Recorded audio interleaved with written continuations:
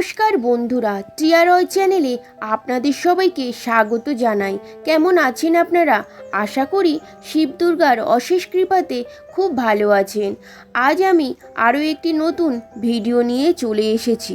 সেটি হলো 2025-এর নীলষষ্ঠী কবে ও কখন নীলষষ্ঠীর পুজো করতে হয় সেই সময়। নীলের পূজা প্রধানত শিবের পূজা। শিবের আরেকটি নাম হলো নীলকণ্ঠ। আমরা সবাই জানি সমুদ্র মন্থনের সময় নীল রঙের বিষ গলায় ধারণ করেছিলেন বলে তখন থেকে শিবের আরেক নাম নীলকণ্ঠ। তাই নীলের পুজো মূলত শিবের পুজো এবং মা ষষ্ঠী হলেন মা দুর্গার আরেকটি রূপ। মা ষষ্ঠী হলেন সন্তান অধিষ্ঠাত্রী, সন্তান দাত্রী। মা ষষ্ঠী সন্তানের রক্ষা করে থাকেন। নীলষষ্ঠীর পূজা মা দুর্গা ও শিবের একত্রে পূজা হয়, তাই নীলের পূজা সম্পূর্ণ করা হয় পরিবার ও সন্তানের মঙ্গল কামনার জন্য। আবার নিঃসন্তান দম্পতিরা এই নীল ষষ্ঠীর ব্রত মানত করে থাকেন এবং এই নীল ষষ্ঠীর ব্রত শুধুমাত্র গৃহিণী বা মেয়েরা করে না, এই ব্রত বাড়ির পুরুষ, মহিলা ও সন্তানেরাও করে থাকে। নীল ষষ্ঠী চৈত্র সংক্রান্তির আগের দিন নীল পূজা হয়।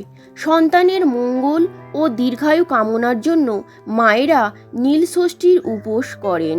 নীল পূজাতে পুরুষরাও নীলের উপোস করে থাকেন। দেবাদিদেব মহাদেব ও পার্বতীর বিয়ের দিন বলে মনে করা হয় এই নীলষষ্ঠীর দিনে। তবে নীলষষ্ঠী সারাদিন উপোস করে সন্ধ্যাবেলা শিব পার্বতীর মাথায় জল ঢেলে প্রদীপ বা মোমবাতি জ্বালিয়ে ব্রত রাখেন। এবার আমরা জানব নীল পুজো করতে হলে কি কি প্রয়োজন হয়। তা হলো দুধ, দই, ঘি, মধু, চিনি। এগুলো 5 রকম পঞ্চামৃত করার জন্য।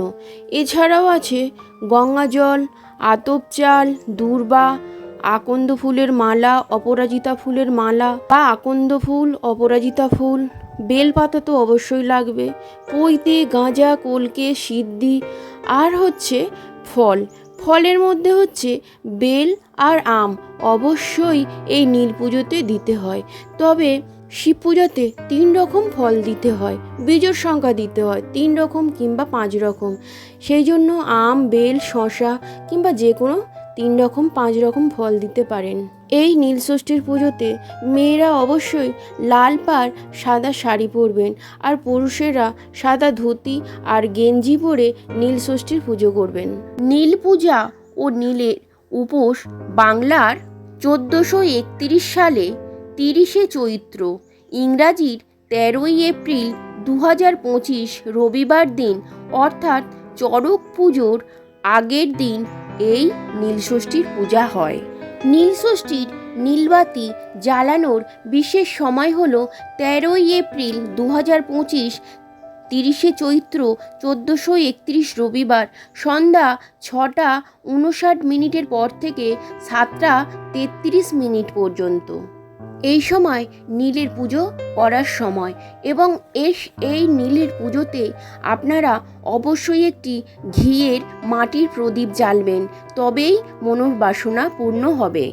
এবার আসি নীল ষষ্ঠীর ব্রতকথা। নীল ষষ্ঠীর ব্রতকথা হলো এক দেশে এক ব্রাহ্মণ ও ব্রাহ্মণী বাস করতেন। তাদের 4 ছেলে ও 1 মেয়ে ছিল।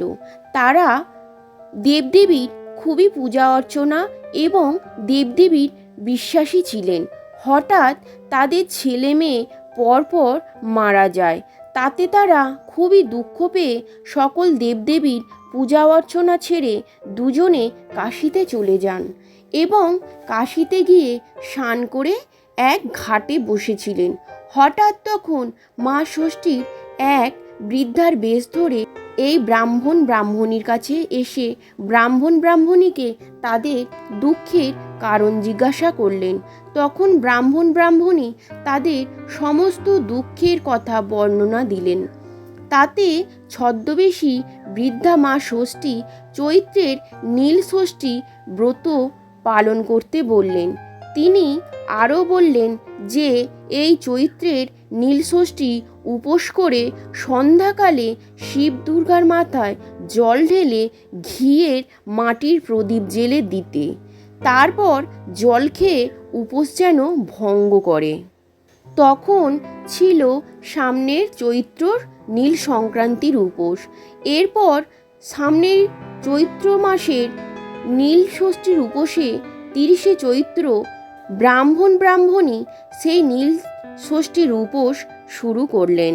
সামনেই নীল ষষ্ঠীর উপোস ছিল এবং ব্রাহ্মণী সমস্ত নিয়ম মেনে ব্রাহ্মণী নিষ্ঠাভাবে নীলষষ্ঠীর উপোস করেন এবং তারপর তাদের আবারও ছেলে মেয়ে জন্ম নিলেন। এই থেকেই শুরু হয়েছিল নীলষষ্ঠীর ব্রত এবং সেই বাচ্চাগুলো আর মারা গেল না, তারা সবাই দীর্ঘায়ু হলো। এই থেকে মা ষষ্ঠীর নীলষষ্ঠীর ব্রতের মহিমা চারিদিকে ছড়িয়ে পড়ল। নীলষষ্ঠীর চৈত্র সংক্রান্তির আগের দিন নীল পূজা হয়। সন্তানের মঙ্গল ও দীর্ঘায়ু কামনার জন্য মায়েরা নীলষষ্ঠীর উপোস করেন।